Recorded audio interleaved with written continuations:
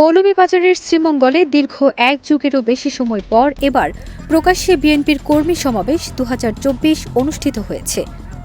বৃহস্পতিবার ৫ ডিসেম্বর শ্রীমঙ্গল উপজেলা ও পৌর বিএনপির উদ্যোগে বেলা ২টা থেকে সন্ধ্যা ৫টা পর্যন্ত শহরের পুরান বাজার সড়কে অনুষ্ঠিত কর্মী সমাবেশটি জনসমাবেশে রূপান্তরিত হয়। সকাল থেকে ব্যানার প্লেকার্ড নিয়ে একের পর এক মিছিল নিয়ে সমাবেশস্থলে উপস্থিত হয়েছেন উপজেলা পৌর বিএনপি অঙ্গ ও সহযোগী সংগঠনের বিভিন্ন ইউনিটের নেতাকর্মীরা।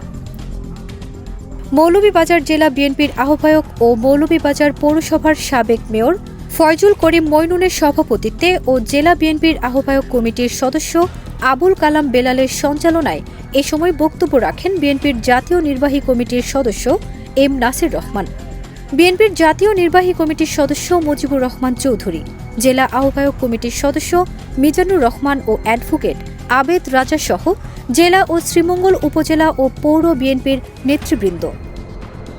সমাবেশে শ্রীমঙ্গল উপজেলার অন্তর্গত ৯টি ইউনিয়ন বিএনপি ও পৌরসভার অন্তর্গত ৯টি ওয়ার্ড বিএনপির কমিটি বিলুপ্ত ঘোষণা করেন।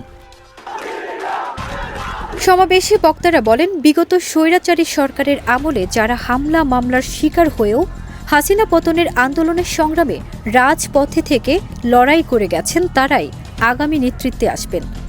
দলের ভারপ্রাপ্ত চেয়ারম্যান তারেক রহমানের নেতৃত্বে তৃণমূলে দলকে শক্তিশালী করে ঐক্যবদ্ধ হয়ে কাজ করার আহ্বান জানান।